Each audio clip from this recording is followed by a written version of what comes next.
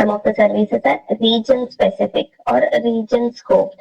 Okay, so for example, EC2 is a region scope because if you provision a virtual machine or an EC2 instance in your Mumbai region, you will not be able to view it in Hyderabad region. You will not be able to view it in North Virginia region. You will have to come to Mumbai region, select Mumbai region, and then view that virtual machine. Okay, and IAM is your global scope service. So in IAM, when you try to create users, and those users are available or they are scoped throughout the regions that AWS is hosting. So if you create user in Mumbai location, so you will be able to see that user elsewhere, everywhere. Okay, so that is the global scope service. So now today we will be seeing something called as AWS EC2. It is one of the very important services that AWS is offering. Okay. So EC2 stands for Elastic Cloud Compute. So Elastic Cloud Compute, it is nothing but your virtual machine. You can imagine that as your laptop, right? So one laptop where like operating system is present, CPU is present, memory is present, disk is present, right? So where you will be logging in and then you have a start button. So start from there. You want to install any additional software, you will install. If you want to start developing, you will start developing. If you want to write some code, you will install Java or whatever underlying software you would need. Or if you want to play game, you just install a gaming software and then you start playing game. Or you install Google Chrome, and if you want to browse, yes, you open a browser and then you start browsing using a Google Chrome. Right? Any of your activity, your projects you want to do, PPTs you want to prepare, a Word document you want to prepare, you want to use Notepad, you want to use your emails, you want to use Teams, right? So anything that your day to day you would be doing in your laptop, all those activities you will be able to do on this EC2 instances. Okay, so these are Elastic Cloud Compute. So these are the virtual machines. When I say virtual machine, as the name itself indicates, virtual machine. So laptop is my machine, but which is hardware, hard machine. And my EC2 instance, it is virtual. So in a couple of minutes, we will also see demo. How do we provision a virtual machine and how do we specify all the specifications? How do we fill in that form and then we submit within minute? Okay, within a minute, we will be get a software so machine delivered to us. Okay, so unlike your laptop. So for laptop, to buy laptop, you should go to vendor, check all the specifications, take laptop, pay money, take huge money, take a laptop and come back. So instead of that, virtual machines of technology is so advanced. Okay, that within just few clicks you will be able to get a virtual machine and you will be able to do all that you are interested in doing. And yes, of course, you should have your laptop to connect to the browser, or you should have your phone to connect to the browser and then access AWS, or you should have your desktop. Okay, so with a minimal storage, with a minimal compute and minimal network, that is still fine. So using which you will be able to interact with AWS console and then provision EC2 instances. So again, EC2 Elastic Cloud Compute, it's a web service provided by AWS that offers resizable compute in the cloud to run applications or workload. So as I said, it is one of the infrastructure services, IaaS. Okay, so EC2 is classified as IaaS, infrastructure as a service, where this component or this service of AWS, so AWS is having 200 plus services. In that, EC2 is one of the service. And this is again a web because it is internet. Through internet, this service is provided to us. So that is why EC2 is a web service provided by AWS that offers resizable compute. So when we say resizable compute, so the CPUs that you add into that machine, the networking you add into that machine, you will be able to change it. You will be able to scale in. You will be able to scale out. Okay, so whatever disks you attach, you will be able to add more number of disks. For example, your laptop is having only 500 GB of hard disk. You partition it when you are installing operating system. So you partition it and you create 2 or 3 drives. So C drive, D drive, E drive. Okay, 3 drives you create. C drive you reserve for your operating system. D drive and E drive you keep it reserved for any of your other work. Okay, now if you're in need of another drive, so all 500 GB is full, so you need additional space Okay, storage. So what do? You go to market, buy an additional hard disk, okay, or external hard disk. You plug that into your laptop. You take all the data backup, okay, all the software backup, and then delete or free up some space, and then keep using that 500 GB. So which is not scalable. Okay, not resizable unless you remove the whole storage and then put it back and do the configuration again. Okay, but on EC2 instance, it is just within few clicks. You will be able to add, increase the number of CPUs on that machine, decrease the number of CPUs on that machine, and increase the memory, decrease the memory, add more drives to it.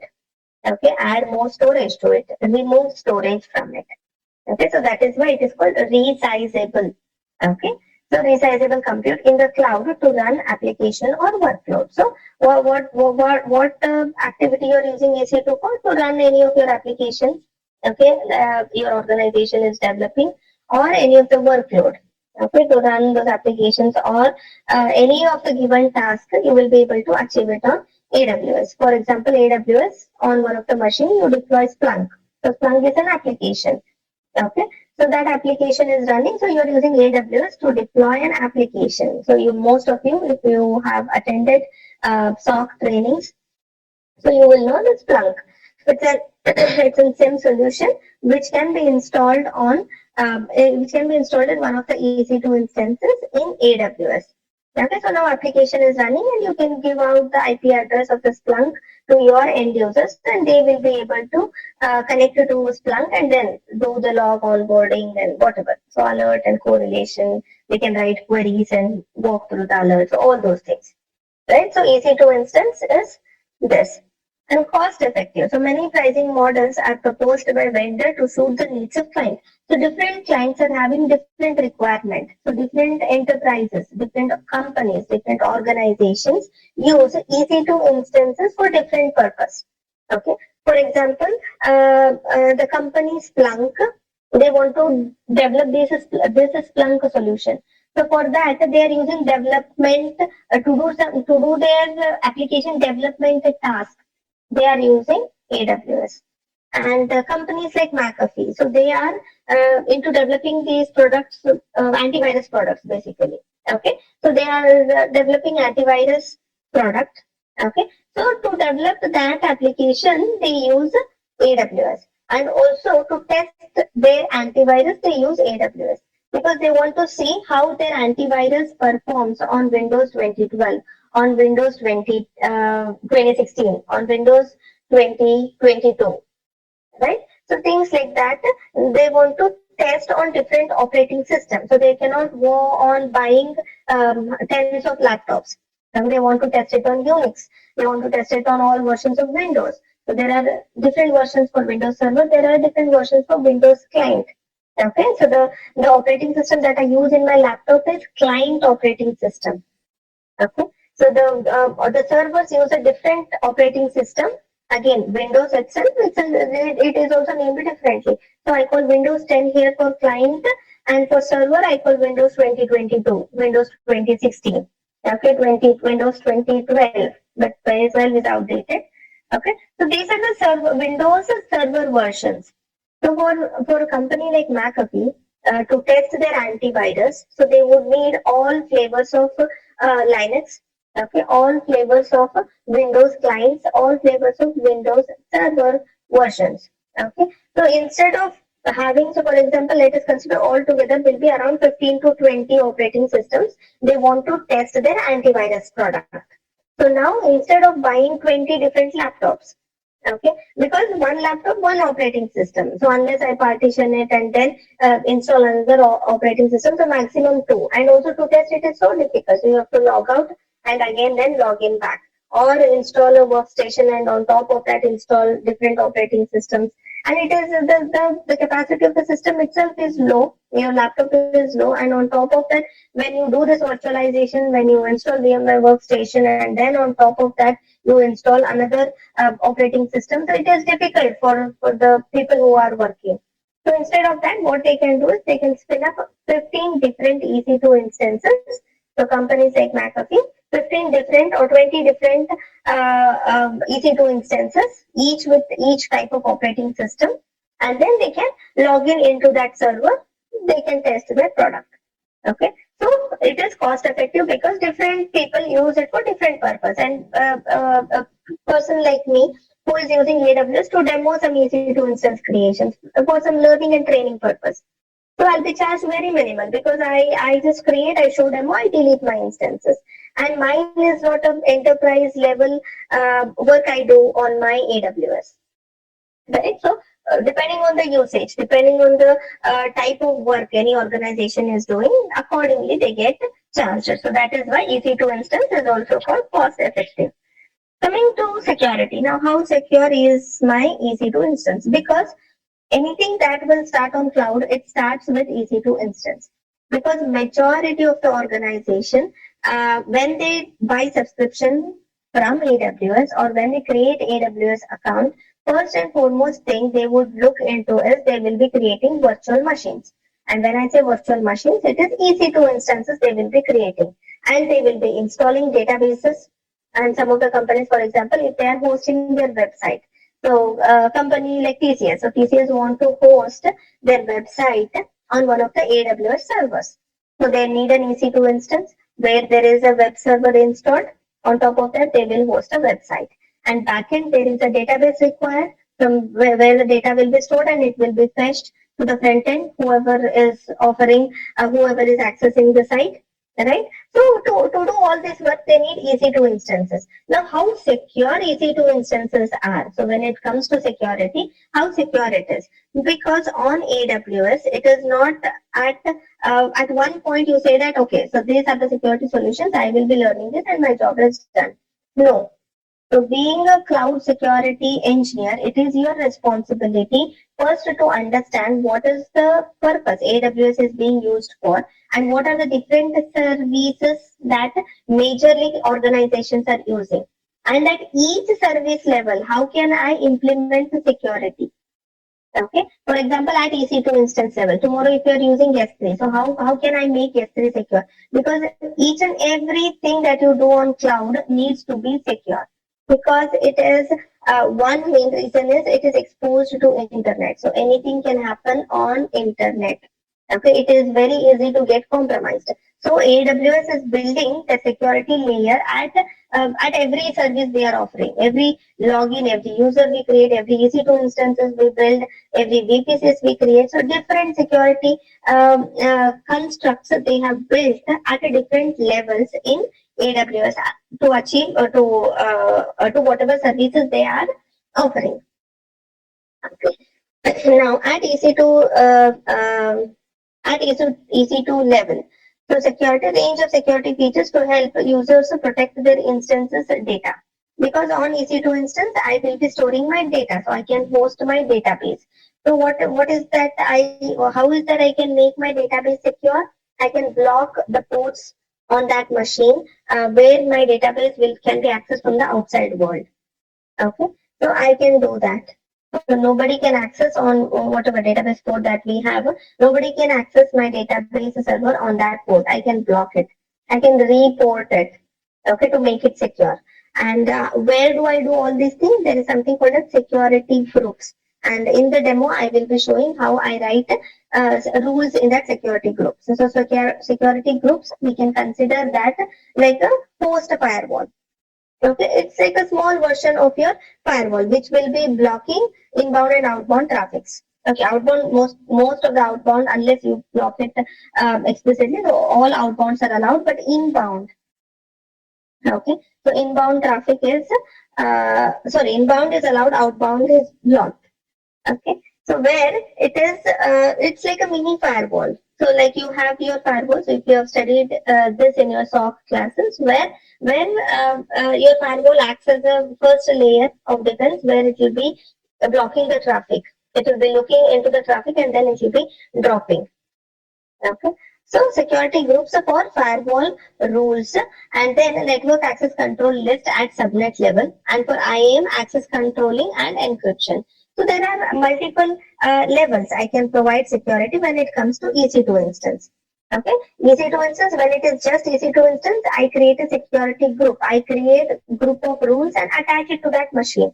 So any traffic that should go out and come in of that machine, it will refer to this set of rules. Okay, that is called as the security groups.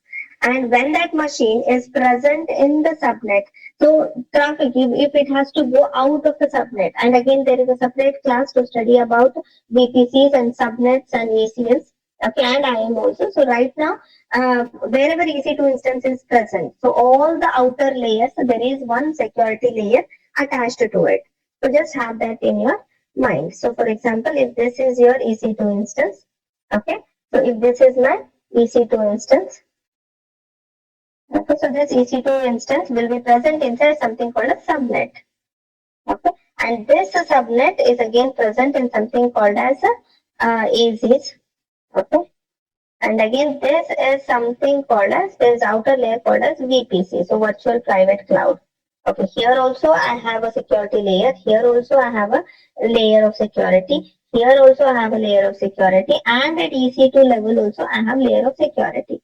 And a user, okay, so user who is accessing these services from internet, so there is a security here also. For the user also, there is a security where I assign, okay, IAM rules and policies. So this user will not be able to do anything and everything he wishes. So as per to maintain my environment secure, I will just give him minimal privileges. What he is required to do. I'll first ask him what is that you want to do on AWS. Okay, in any organization, the same thing happens. Most of the times, soft team will be given this roles and responsibilities. Okay, so where they will be like, okay, it's your duty to create IAM users and assign policies accordingly. So whenever any person in the organization comes to IT team and say that, okay, I want to get access to AWS, and then the next question IT team would be asking is, okay, just give me your roles and responsibilities. What services you want to use on AWS and for what purpose you are requesting this access for. And when that person explains, okay, this is what I want to do on AWS, this is what all these are all the services I will be using, and then accordingly the permissions will be set for this user, and this user with those permission he will be able to perform only those activities.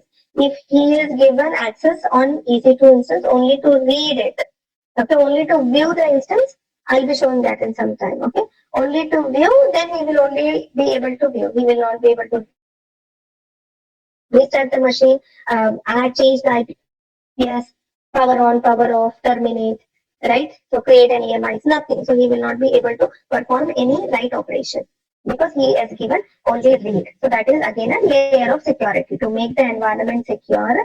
They don't give all the permissions. So using permissions, they control security of the environment. So that is at IAM level. So VPC level, there is a different security. Separate level, there is a different security. EC2 instance level, there is a separate security layer. So for now, we are looking into EC2. So just remember about EC2. So all others, all these, I have a separate class. As in when we progress with our classes, we will be able to view other things. Okay. So now at EC2 level, any traffic that goes in, that goes out, it will be validated against a set of rules. So am I allowed to send this traffic? Am I allowed to receive this traffic? So these set of rules are the port open. What ports are open on my instance? Okay, so virtual machine will check all these things before it lets out or lets in any traffic. Okay, so security at EC2 instance level. Now, scalability. So these EC2 instance enables users to scale their compute capacity to handle fluctuating workload. For example, so what does this fluctuating workload means? Let's consider big billion days or the sale days that we have. So Amazon or Amazon e-commerce or your Flipkart, Myntra, okay, online Target. So they offer some days where they are on high sales, so 70% off on like 1, 2, 3. So Jan 1, Jan 2, Jan 3. So 3 days there is a very high workload, and especially in the morning times when people wake up and when the sale day is starting, so everybody want to purchase something from the sale. So that's when they will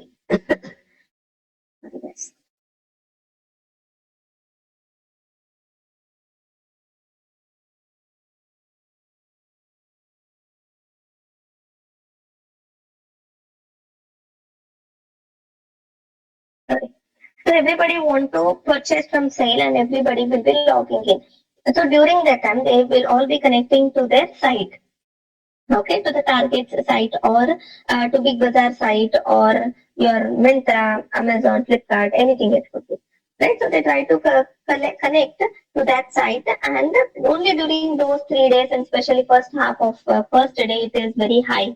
And night times, no people will be, there will be less crowd that will be accessing. So the workload is fluctuating. So when I say workload, the traffic is fluctuating.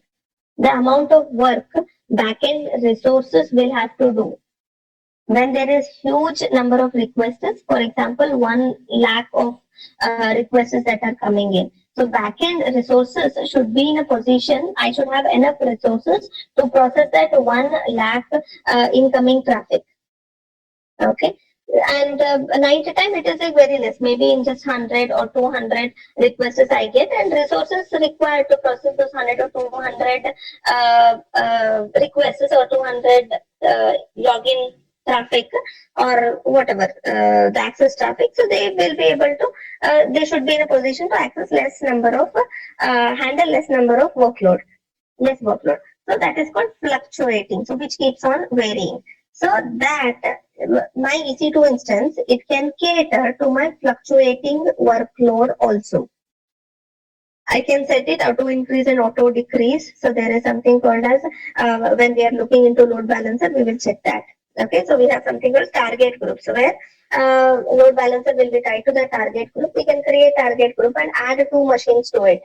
Okay, and then on demand, number of web servers can increase in that group.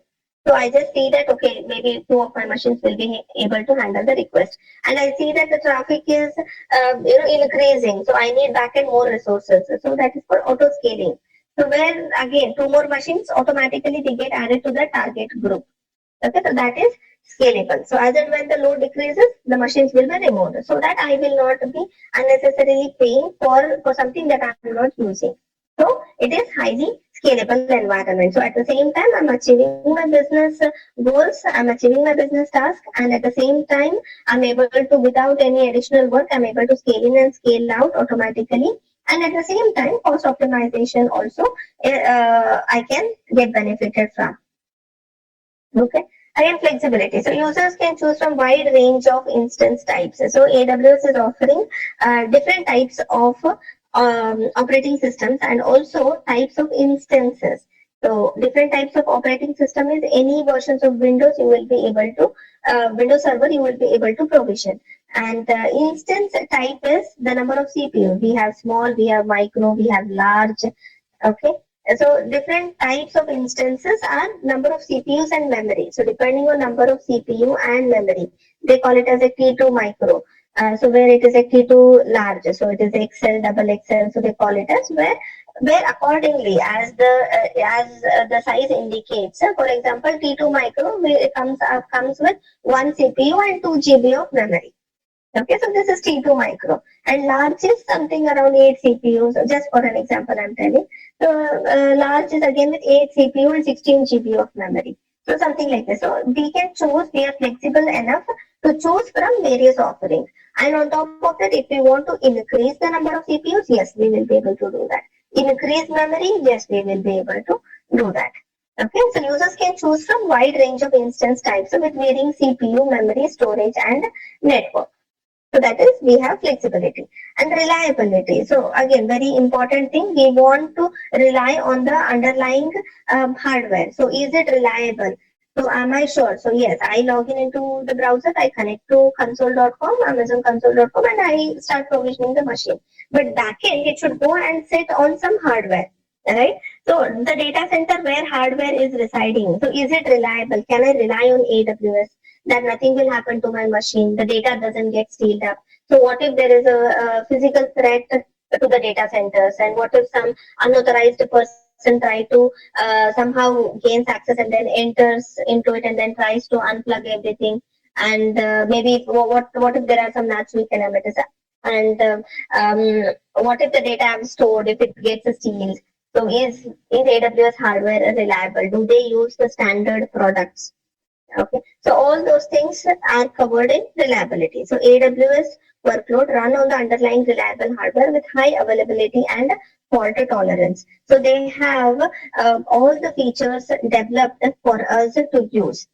Okay, they have HA and fault tolerance. So HA is high availability. So your website that is running, it should be highly available all the time, no matter how the backend gets affected. For example, you have deployed your website in Mumbai availability zone 1, and for some reason there is a natural calamity and availability zone 1 goes down, and now your business should not get affected. So it is your responsibility to have backup of that, and also have your site in have HA enabled for your website, so that availability zone 1 goes down, and if you have enabled HA, that is high availability, it's a concept. So where you just enable, so that a copy of that will be running on another availability zone. Again, you will be getting charged accordingly, but at least there will be no loss to your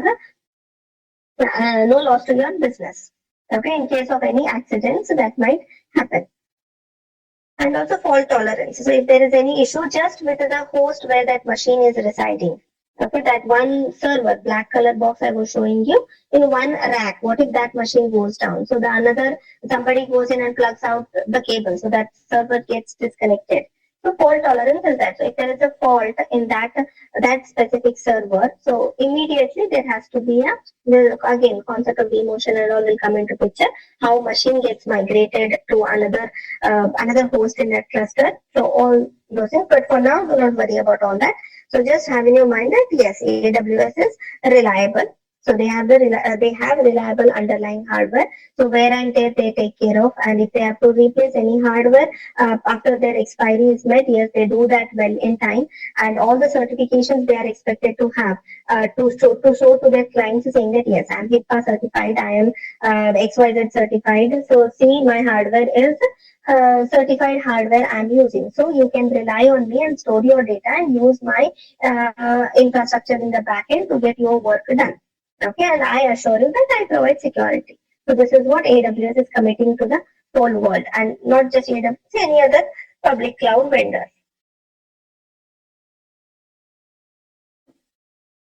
Now, EC2 instance. How is so again, use case of EC2 instance. So we did see what EC2 instance is, and then now we'll see what are the use cases. Why is that people are using EC2 instance? And this is again one of the important service where majority of the organizations will be using. So for hosting their website. Okay, so for hosting website, there are ready web servers available, DB servers that are available. I just have to go consume them, and then I can host my web application. So web hosting is one of the famous use cases. Whenever you're attending interviews, so they might ask you, okay, what is that you have done on AWS? And you can say that I was part of a startup or something where we used AWS. We consumed resources or services on AWS to host a website, to host our website, and backend we built something like this. You can explain and you can implement this project also on your own. And then application development. So there are developers who are developing some applications where there is like on-demand workload is required, and to test, to debug. Yes, so all sort of such use cases, AWS EC2 instances are used. Data processing. So some of the organizations are into this high compute is required where they are dealing with the big data. Companies who are working on AI and ML, so they need lots of data to be accumulated, and they process over that data. So to process that huge capacity is required to process a huge amount of data. So hundreds of TBs, petabytes, and PBs, and you never know. So thousands of petabytes information they are trying to process. So for that, high capacity backend support is required. So for that, the provision EC2 instance in AWS, because AWS comes up with those special servers also for such requirement. And again, you will have to pay for that, but yes, so at least you will get the resources on AWS. That is your one of the use cases for your EC2. And content delivery.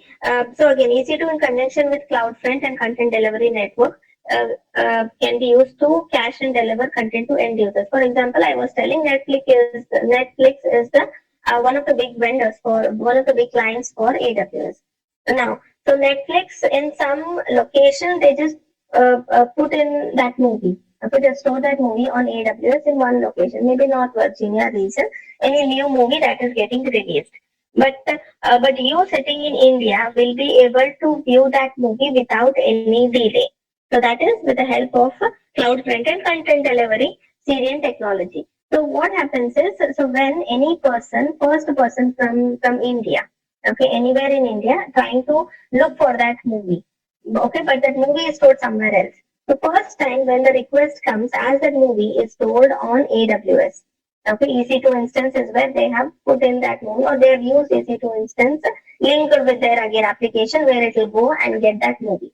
And now, if you're sitting in India and first time when you try to access, it will get that movie and it will fetch that movie, stream that movie to you, and it will be storing a copy of it in some of the what I can say cloud front server that is near to Mumbai location. For example, maybe they are having in Hyderabad.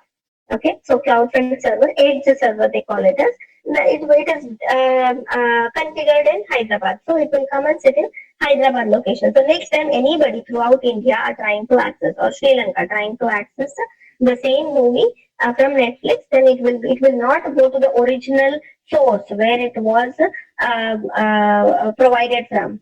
It will not go to the source, but it will come from the Hyderabad location CloudFront server. So for content delivery also people are using to achieve the low latency, and you will be able to watch that movie without any delays. So very fine streaming you will have because of this technology. So I'll just imagine, so if there is a data that has to be transferred for millions of kilometers, okay, so there will be delay. So user will have a bad experience watching that movie. So for that, the technology, so CDN technology or the cloud front servers are used to achieve low latency in streaming. So that is your content delivery and EC2 instance, one of the use cases. And machine learning. So EC2 to be used to train and deploy machine learning models. Again, as I was talking about this, so AI and ML are gaining huge capacity these days, and EC2 instances are used to do their development works. And CI/CD pipeline, so where again the applications are being built by the companies, and there is a team who works on continuous integration and continuous development. So where any issue they find, it is very easy for them to log in into EC2 instance and immediately fix that issue, then give back the version, publish the version, right? So that's also one of the use cases. And for databases, so EC2 instance can be used to deploy DBs database to have greater control over configuration and performance. So EC2 instance, we need a place where we can host a database. So EC2 instance is one secure place where I can host my database so that I can get great performance. And again, game servers. So game developers can deploy EC2 with low latency network and high performance to support player interaction and game logic. So some of the gaming, which are like online games where multiple players come together and then they play the game. So backend, that game is hosted and it is developed and hosted in AWS EC2 instance. Okay, and again, it is built so well that it is streamed so well that the players will not lose interest in playing. Very good interaction between the player can also be enabled when backend AWS technology is used. Okay, so that's also one of the use cases for EC2 instances. So again, you might get asked about this question. So can you tell me where all EC2 instances can be used? Is one of your interview questions. So you can mention all these things, and also you say that to project yourself that you have worked like hands-on experience you have. Then you can say that well, EC2 instance can be used for reason number 1, 2, 3, 4. However, in our company, we did utilize EC2 instance for hosting a database, for hosting a website. Okay, our company website was hosted here, and we had load balancer configured. So all this whole story you will be able to build. Okay, so then you will be like more convincing that okay, yes, you have working experience on AWS. Now, I need to launch it EC2 instance. We will need to have all this information.